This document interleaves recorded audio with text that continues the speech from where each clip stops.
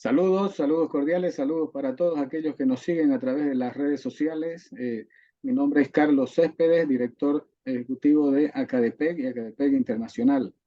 Recordar que estamos en pos ya muy próximos a iniciar el Congreso Internacional de Psicología Jurídica y Forense. Y en este entendido, pues tenemos como invitada una persona aquí, una profesional de lujo en el medio. Ella es boliviana, la doctora Rocío Lorena Cox Mayorga. ¿Cómo le va, doctora? Un gusto tenerla. Gracias por estar con nosotros.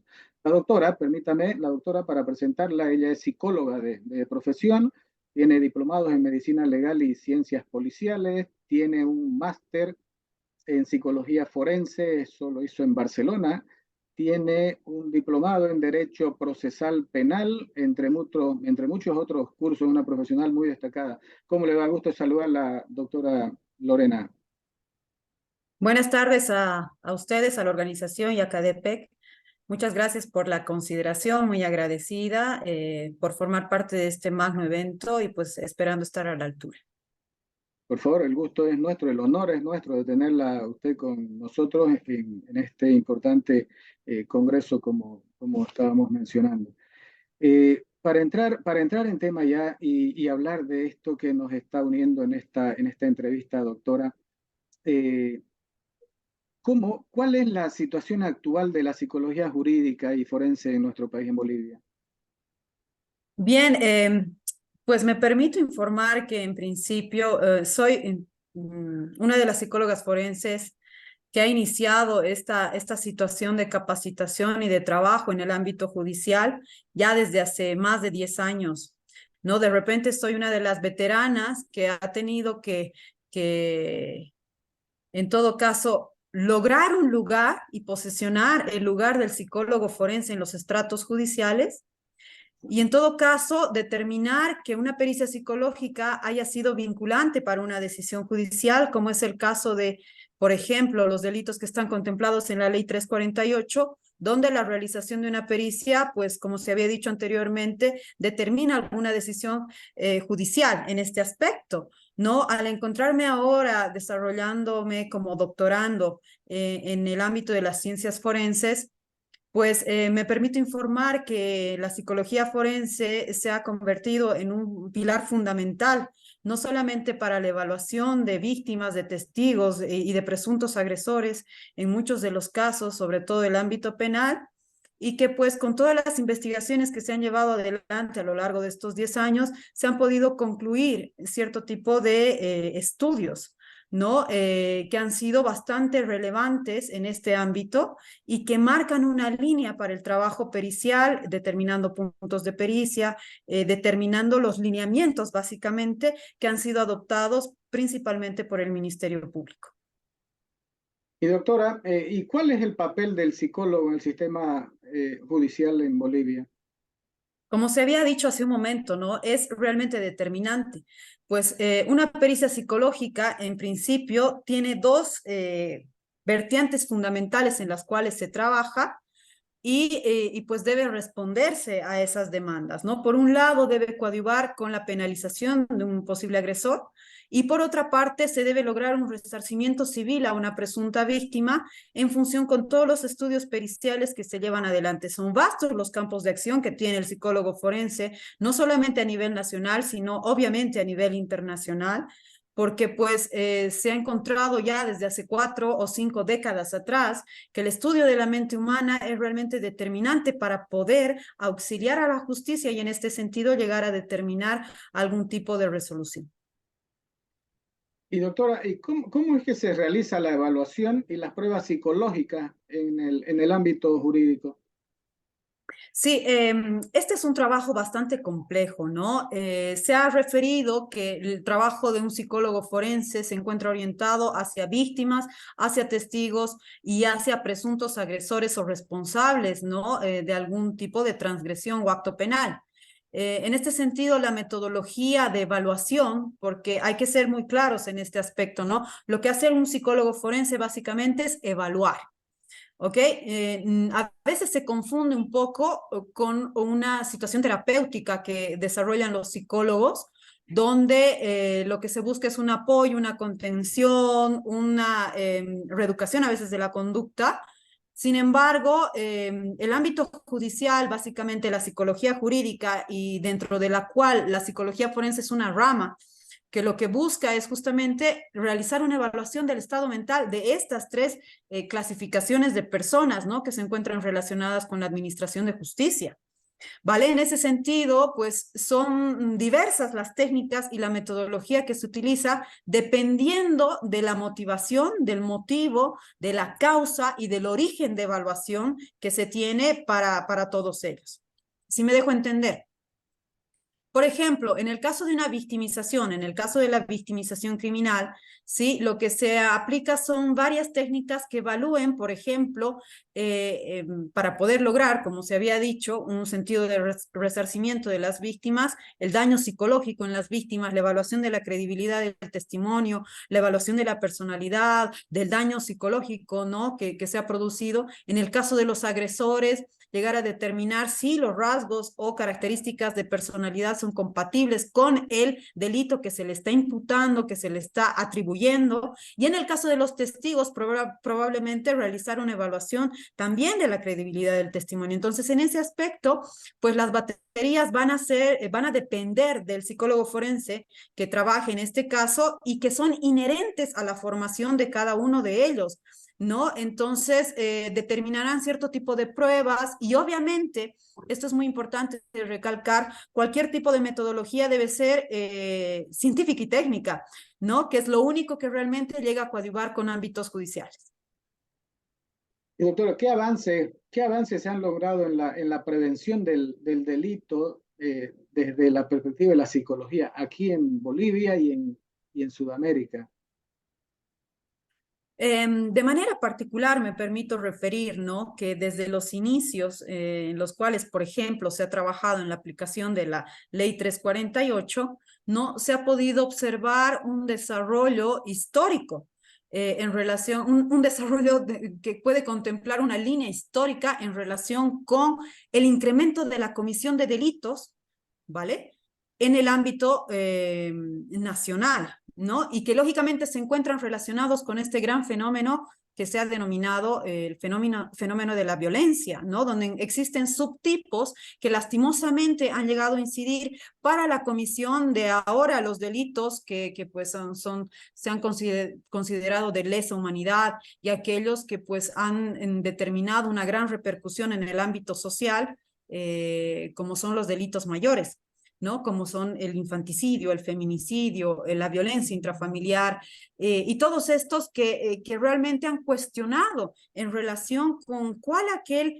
comportamiento, cuál aquel estado de la mente humana, ¿no?, que ha llevado a que se cometan este tipo de delitos. Entonces, en principio ha sido lo que ha motivado gran cúmulo de investigaciones que he llevado adelante en diversas temáticas y que pues han podido dar respuesta no en un sentido de poder justificar estos comportamientos, sino de poder comprender cuál es el origen, por ejemplo, de la comisión de delitos como son el feminicidio, los tipos de feminicidio, los tipos de infanticidio, qué es lo que lleva a cometer este tipo de delitos, principalmente lo que están relacionados con el abuso sexual en cuanto a víctimas, en cuanto a agresores, y pues todo lo que atribuye a todo esto que se ha denominado ya desde hace mucho tiempo el fenómeno de la violencia. Quiero recordar a quienes nos siguen a través de las redes que estamos con la doctora Rocío Lorena Cox Mayorga, psicóloga. Ella nos va a acompañar justamente, va a estar como una de las panelistas de honor que nos va a acompañar. Es un honor para nosotros que esté en el Congreso Internacional de Psicología Jurídica y Forense este año. Doctora, ¿cómo se aborda la violencia de género desde la perspectiva de la psicología jurídica y forense? Sí, de manera un poco escueta vamos a tener que referir esto porque se entiende que también va a ser un tema, ¿no?, de exposición en este magno evento. Entonces, bueno, como se había dicho, el fenómeno de la violencia pues involucra varios subtipos, subgéneros de violencia que han incidido en la comisión de otros tipos de delitos que han devenido del desarrollo de un comportamiento violento que básicamente ha sido reproducido de manera activa. Es decir, que se ha propiciado comportamientos violentos que han incidido en la comisión de delitos, ¿no? Entonces, cuando estamos hablando de violencia, violencia de género, violencia psicológica, violencia física, violencia sexual, abuso sexual, ¿no? Violencia hacia los niños, violencia hacia los adolescentes, entre los adolescentes, hacia los adultos, está ya como clasificado en cierto tipo de tipologías que se han llegado a calificar desde el ámbito penal.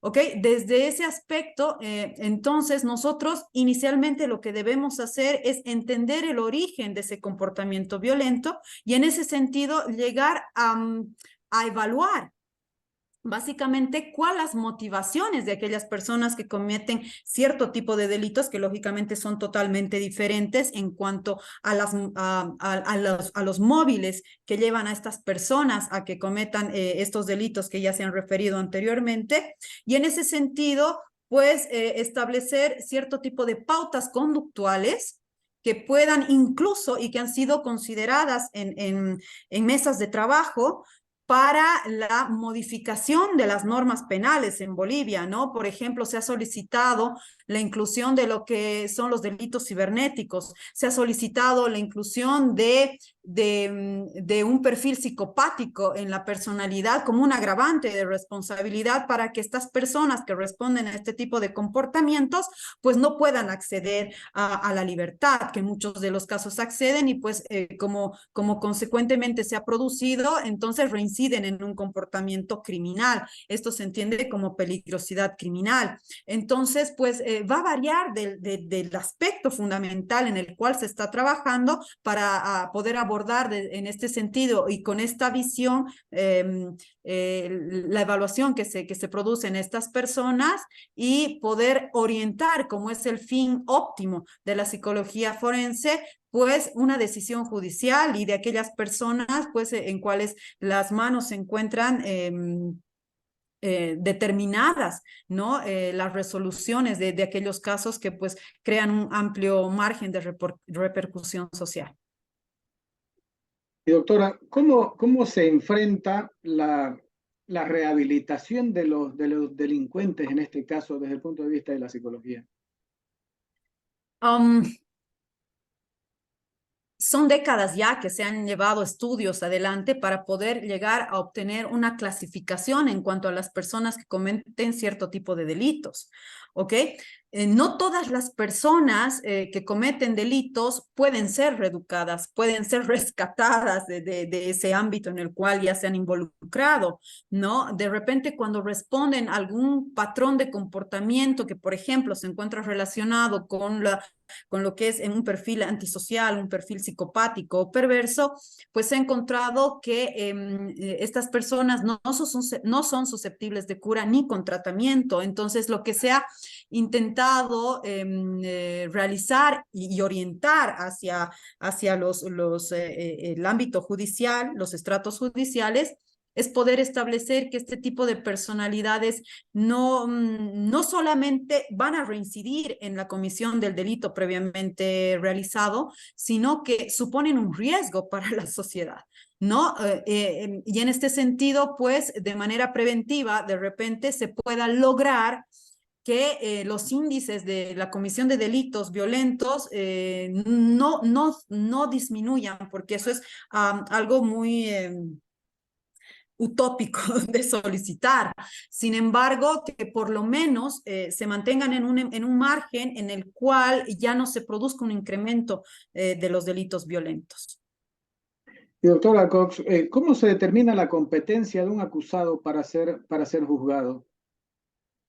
Bien, este es un tema bien interesante, ¿no? Que lastimosamente a la fecha poco se ha aplicado en el ámbito judicial y es justamente lo que se entiende desde el punto de vista legal como una situación de interdicción, ¿ok?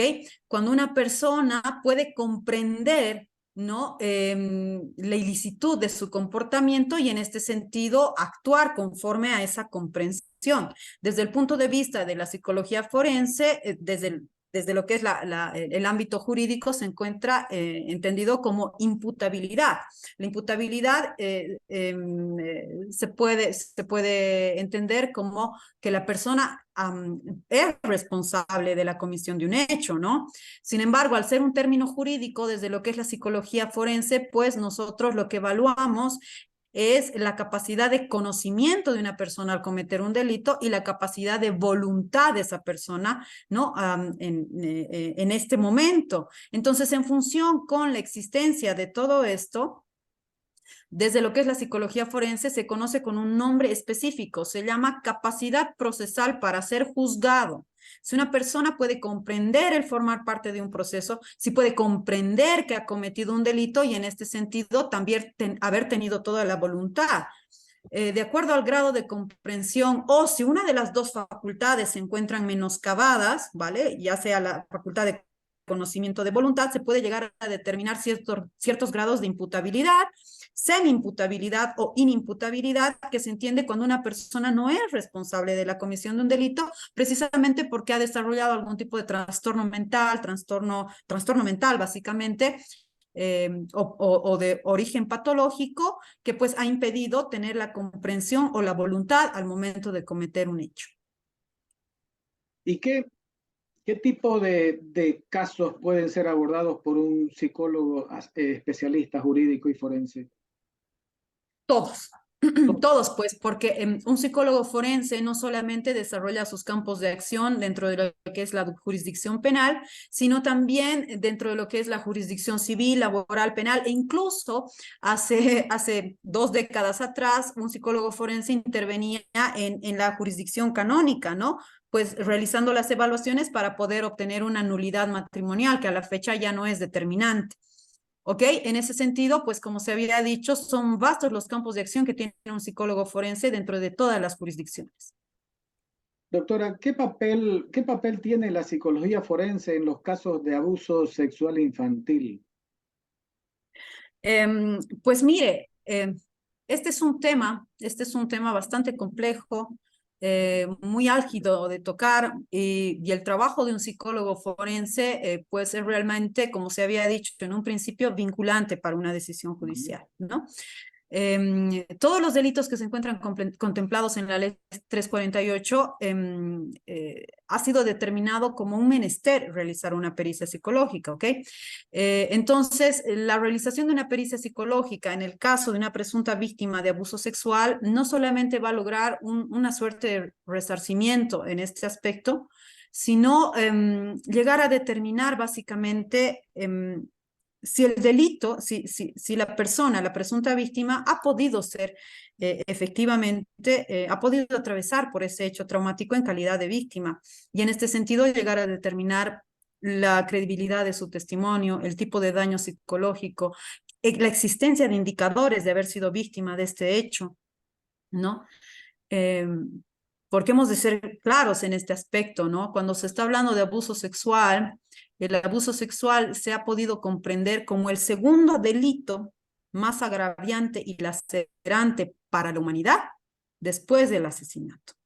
Seguramente vamos a comprender un poco más de este tema porque realmente es un tema bastante complejo y delicado. En el caso de que las víctimas de estos delitos no subsisten a este hecho, pues se procede con la evaluación de los presuntos agresores en relación con los cuales se ha podido establecer de repente un perfil de personalidad de un agresor sexual para, en este sentido, cuando existen múltiples víctimas de este hecho, por ejemplo, la evaluación a esta persona pueda coadyuvar con la resolución de todos los procesos judiciales, ¿sí? Y en todo caso llegar a determinar la responsabilidad y la peligrosidad criminal de este tipo de personas. Doctora, a ver, recordemos que estamos con la doctora Lorena Cox. Doctora, tengo una inquietud, una pregunta, a ver, referido a los límites, es decir, eh, ¿dónde termina el psicólogo y comienza el juez? Es decir, ambos, el uno o el otro, ingresan o están involucrados pues de manera automática o hay alguna limitante? Es decir, ¿dónde termina y dónde inicia el uno y el otro? Ok, bien, se había dicho que la psicología forense es una rama de la psicología jurídica, ¿ok? En ese sentido, como una de las más veteranas en lo que hace al ámbito nacional, he podido evidenciar y he podido experimentar la dificultad por la cual hemos atravesado para que incluso la terminología técnica de un psicólogo forense sea manejada, sea conocida y sea entendida en este ámbito. ¿Sí? En un principio no se podía lograr una clara comprensión de de la importancia del trabajo del psicólogo forense, porque las evidencias básicamente se encontraban relacionadas, la importancia de las evidencias se encontraban relacionadas con el aspecto fisiológico, con lo concreto, con lo físico, como por ejemplo, qué sé yo, un certificado médico forense, lesiones y tal, ¿no? Entonces, resultó dificultoso poder lograr esta gran importancia que a la fecha y con mucha elocuencia y alegría puedo decir que, que ha motivado, ¿no?, capacitaciones posteriores en gran población del ámbito psicológico, precisamente porque se ha logrado establecer el papel del psicólogo forense en la administración de justicia y la importancia que tiene. Entonces, si bien son los administradores de justicia quienes determinan, quienes resuelven todos los procesos, quienes van a lograr en última instancia obtener o determinar una sentencia, esta sentencia va a ser determinada en función con el trabajo básicamente pericial que se realiza y, como se había dicho en algún momento, se encuentra relacionado íntimamente con el trabajo de psicología forense, principalmente dentro de los delitos que contempla la ley 348. Entendemos entonces, doctora, al delincuente obviamente se le hace un análisis psicológico. La pregunta entonces, a ver, a los administradores de justicia, a quienes ejercen ya como el caso de los jueces, por ejemplo, también se le hace una evaluación psicológica. ¿Qué forma o qué tipo, qué aristas especiales, por ejemplo, tiene si es que lo hay? A ver,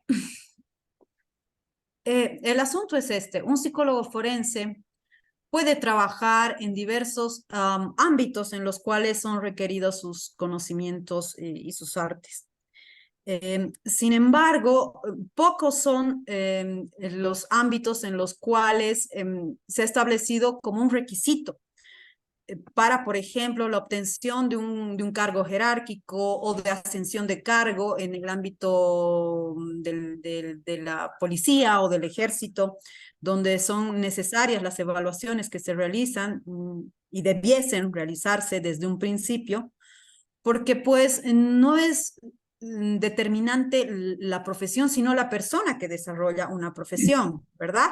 Pues en este sentido, todas las personas son potencialmente, pueden potencialmente desarrollar cierto tipo de características de personalidad que pueden implicar la transgresión de normas, ¿no? En ese sentido, si tenemos personas que desarrollan labores fundamentales, como por ejemplo está determinado en la medicina, en la administración de justicia o mismo en lo que es la psicología, entonces nos hemos encontrado con personalidades muy importantes, ¿no? Que han pues sido delincuentes seriales.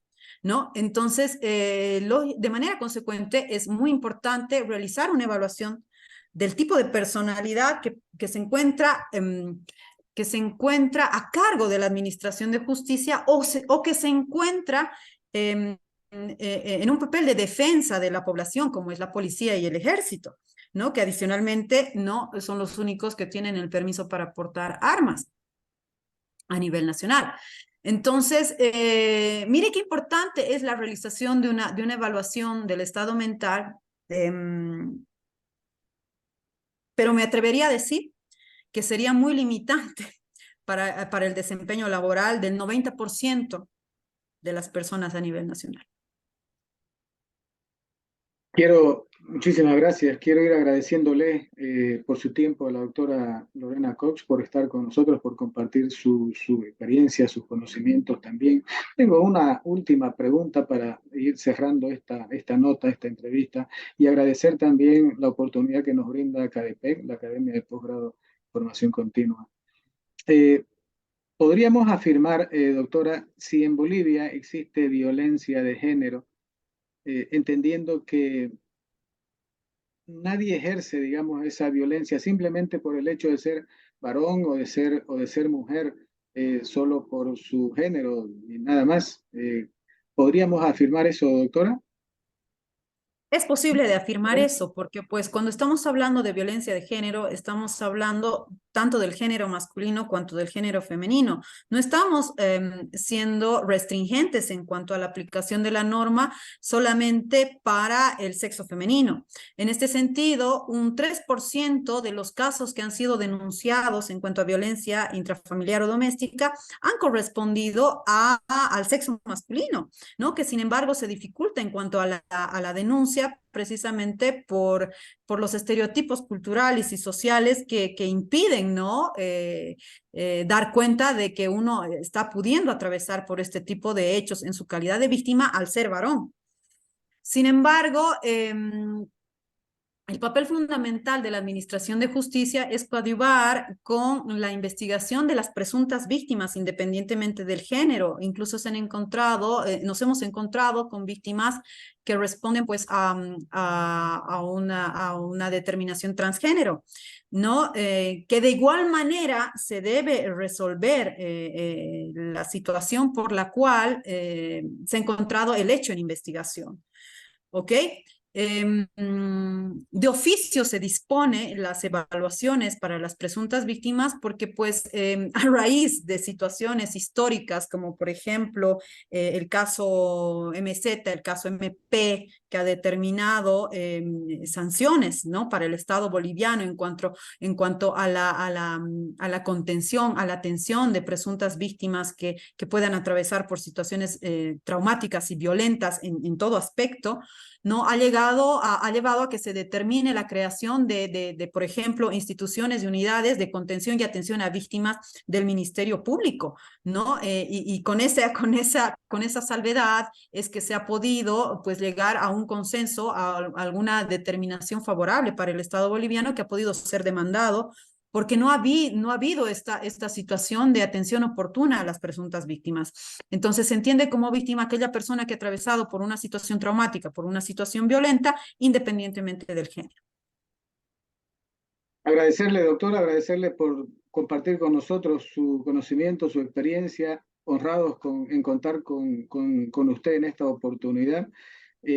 Sus últimas palabras para despedirnos ya y agradeciendo también y recordar que estamos ya a pocos días de desarrollar el Congreso Internacional de Psicología Jurídica y Forense, donde va a estar y nos va a honrar con su presencia aquí la doctora Cox. Para ir concluyendo, doctora, sí, y despedirnos también, muchísimas gracias de antemano, gracias a nombre de ACADEPEC. No, la honrada y agradecida soy yo por haber sido considerada para poder orientar, informar y si acaso, ¿no? De repente, un poco dar cuenta de los resultados de todo el trabajo que se ha ido desarrollando durante todos estos años y en este sentido abrir el abanico de posibilidades de capacitación que puede tener cualquier profesional, cualquier persona que se puede interesar en estas temáticas que necesitan una suerte de objetividad y principalmente un enfoque profesional en este aspecto, ¿no? Para dejarnos un poco la desinformación de lado y orientar nuestro conocimiento más en lo que ya ha llevado trabajo hecho, ¿no? Hace tiempo atrás y que ha podido ser concretado en pues todas las situaciones de capacitación que se llevan adelante a la fecha y que son concluyentes para poder llegar a determinar también el abordaje de la población en relación con todo lo que sea relacionado con el ámbito de los campos de acción del psicólogo forense. Muchísimas gracias, doctora. Gracias y saludar también y despedirnos de todos quienes nos siguen a través de las redes. están invitados a participar, a estar con nosotros en el Congreso de Psicología Jurídica. Hasta siempre, doctora. No es la última, seguramente vamos a tener una entrevista posterior que vamos a seguir transmitiendo, como siempre, transmitiendo conocimiento. Muchísimas gracias. Hasta siempre. Hasta siempre. Buenas tardes. Hasta siempre.